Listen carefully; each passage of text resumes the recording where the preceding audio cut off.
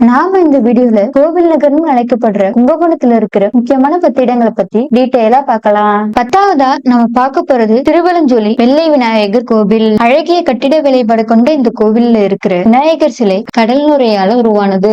பாடல் பெற்ற ஸ்தலமான இங்க நிறைய கல்வெட்டுகளும் கண்டுபிடிக்கப்பட்டும் இருக்கு.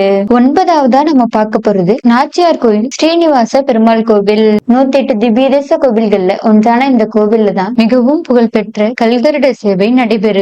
8வதா நம்ம பார்க்க போறது திருநாகேஸ்வரம் நாகநாத சுவாமி கோவில். நவகிரக கோவில்கள்ல ராகுவோட ஸ்தலமா இருக்கிற இந்த கோவில் ஒரு தேவார பாடல் பெற்ற ஸ்தலம்.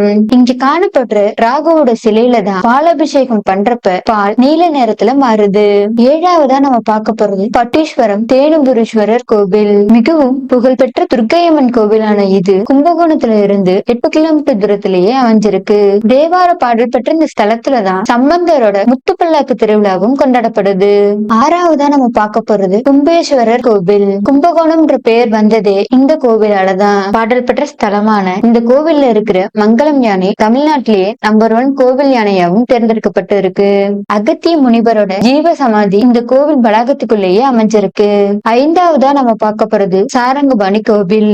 108 திவ்யதேச கோவில்கள்ல ஒன்றான இந்த கோவில் 12 ஆழ்வார்களாகவும் போற்றப்படுது. கும்பகோணத்துல இருக்கிற வைணவ கோவில்கள்லயே இதுதான் ரொம்ப பெருசு.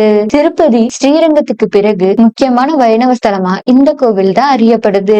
கும்பகோணம் டவுனுக்குள்ளேயே இருக்கிற இந்த கோவில்ல தான் முதல்ல குடந்தைன்ற பெயருக்கு பதிலா கும்பகோணம்னு கல்வெட்டுல குறிப்பிடப்பட்டும் இருக்கு. இந்த கோவில்ல இருக்கிற 118 அடி உயரம் கொண்ட சித்திரை தேர் தான் தமிழ்நாட்டிலேயே உயரமான தேராவும் இருக்கு. 4வதா நம்ம பார்க்க போறது திருவிடைமருதூர் மகாலிங்க சுவாமி கோவில். பிரம்மஹர்த்தி நிவர்த்தி ஸ்தலமா இருக்கிற இந்த கோவில் 4 பிரகாரங்கள், பெரிய நந்தி சிலை, சிங்கமுக கிணறு, ஏராளமான கல்வெட்டுகள் காணப்படுற 22 ஏக்கர் பரப்பளவு கொண்ட இந்த கோவில் தான் கும்பகோணத்துல இருக்கிற கோவில்கள்லயே ரொம்ப பெருசு. 3வதா நம்ம பார்க்க போறது திருபுவனம் சரபேஸ்வரர் கோவில். தஞ்சாவூர், கங்கை கொண்ட சோழபுரம், தாராசுரம் போன்ற இடங்கள்ல இருக்கிற கோவில்கள் மாதிரியே பிரம்மாண்டமா அமைக்கப்பட்டிருக்கு. சோழர்களோட கட்டிடக்கலைக்கு மற்றொரு சிறந்த உதாரணம் தான் இந்த கோவில். 2வதா நம்ம பார்க்க போறது சுவாமிமலை சுவாமிநாத சுவாமி கோவில்.